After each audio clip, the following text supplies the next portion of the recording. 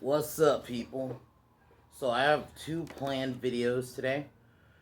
Right now, I was gonna do a bands I love on Foreigner, but we'll do that next week, just because a certain someone named Joey Jordison, who was the ex drummer of the band Slipknot, died. I think it was Wednesday. So when I heard about that, I felt like it was the right thing to do.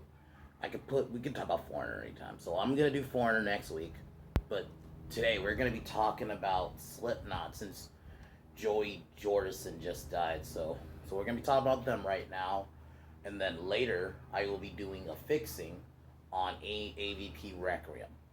I was gonna do Civil War, but I'm gonna do a whole. I'll talk about that in that video, but later on in the AVP video, what I'm gonna do with that. But right now, I'm gonna take a hit for Joey.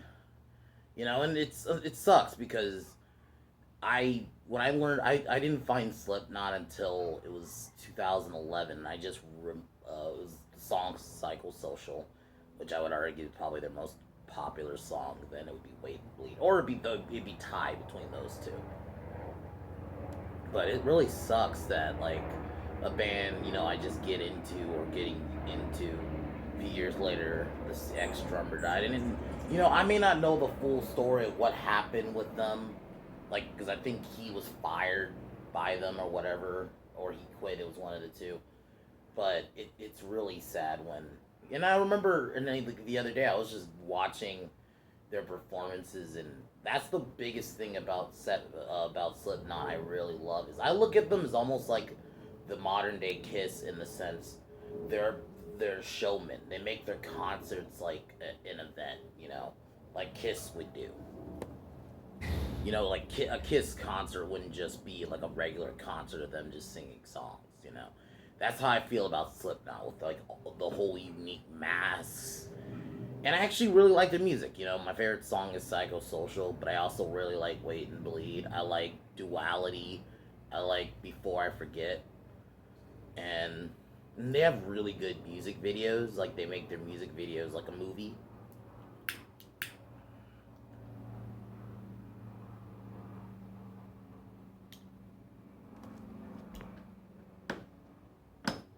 R&B Joey Jordan.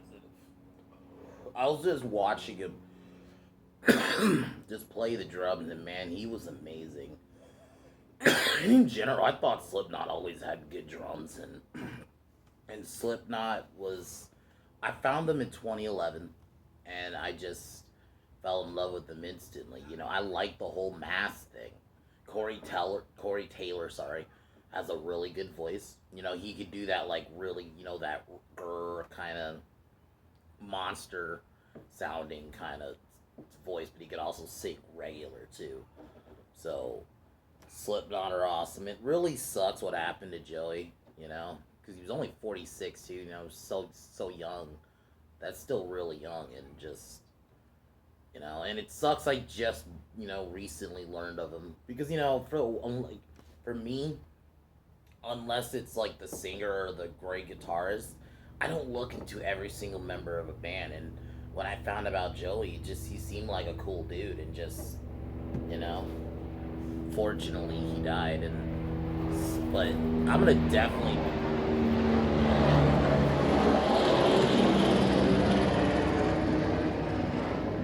Sorry about that. Anyway, I'm gonna definitely be listening to Slipknot a lot more. And they got their start like in the late '90s. They were actually Wade and Bleed was on the Scream 3 soundtrack, interestingly. So, and then just in the aughts, they just became a big deal. And like I said, they're like, I wouldn't just say Kiss. Like Kiss, you had Marilyn Manson and Alice Cooper, who they're like those Alice Cooper, Marilyn Manson. They like to make their shows like their concerts like a show.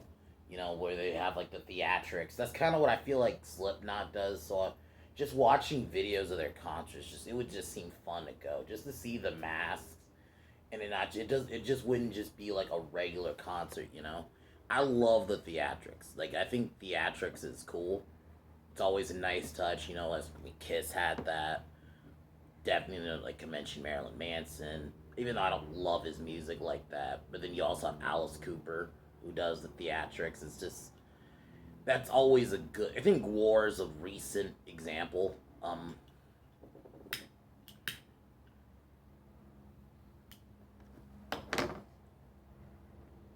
So Slipknot's awesome.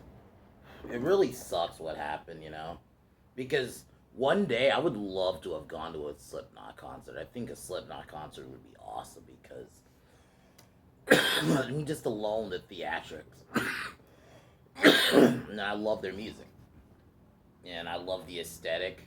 They actually, it's like when they're in the mask, they feel like characters almost, you know. And it's crazy like how like life turns out. When I found them, when I did. Um, because I mean, I had heard of them. Or at least I've heard the name Slipknot, but I never really listened to them. Like I would see them because I would listen to other rock. I would see them come up in like this, in the like the recommended. I just never clicked on them, but then I just clicked on them one day, and yeah. So Slipknot was awesome. So I just feel like I had to do this video today, talking about it since Joey died. Again, R.I.P. Joey Jordison. I'm gonna put that in the description. Um, Rock sadly lost another one. It sucks, man. Like being a rock fan and just how many people we've lost. Even within like the last decade, we've lost. Scott Weiland, Chester Bennington, Chris Cornell, fucking, and others. It's sad. David Bowie, I'll throw him in there. So, but yeah, R.I.P. Slipknot's awesome. I'm gonna probably after this video, I'm gonna go put some Slipknot on to jam out. But yeah, later I will be fixing AVP Requiem because I think there's a good movie in there, but it needs to be fixed. And what I'll do is I'm gonna stick with what we got from the movie, but I am gonna change a lot of the story around. Like the Predalien's gonna still be there. So I actually think that's a cool idea. We never. I'll get more into that later. But yeah, Slipknot's awesome. Cheers.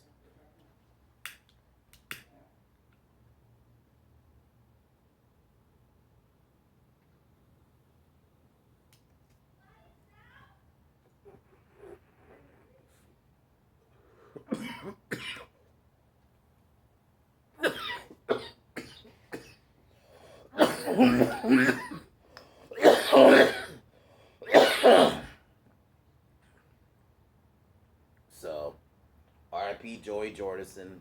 But as usual, how I end my videos. Fuck Warner Brothers. Fuck Disney. Fuck LeBron. Fuck James Mangold. And fuck Kevin Smith. I'm gonna say it again. R.I.P. Joey Jordison. Slipknot's great. Talk to y'all later. Peace.